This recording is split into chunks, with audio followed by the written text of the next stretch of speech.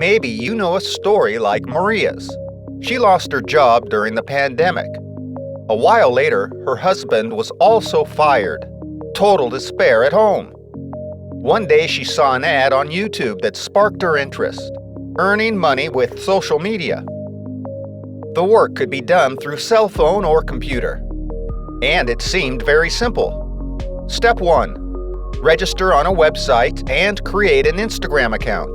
Step 2. Complete daily tasks, such as to follow profiles or comment on their publications. At the end of her third working month, the first shock.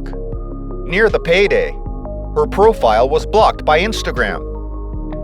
Maria lost all the payment for the work that she had done that month. In a WhatsApp group, she discovered some tricks to avoid the problem. For example, to create many fake accounts and profiles.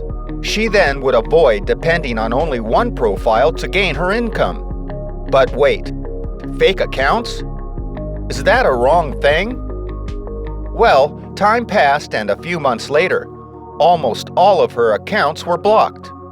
A new surprise. The website had reduced from 2 to 1 cent the money they paid for each task. Now, to earn a minimum wage and to pay her bills, she would have to work twice as much. Her easy way out had become a trap. Maria now had less time to clean her home and to take care of her kids. She gets more and more tired of the repetitive tasks on the website and from her accounts being repeatedly blocked. The many hours of work are not enough anymore. She started to have many questions and saw in the WhatsApp group she wasn't the only one. Other colleagues had the exact same problems. How could it be fixed? It was by that time that mentors got into the story, and new promises of earning money appeared.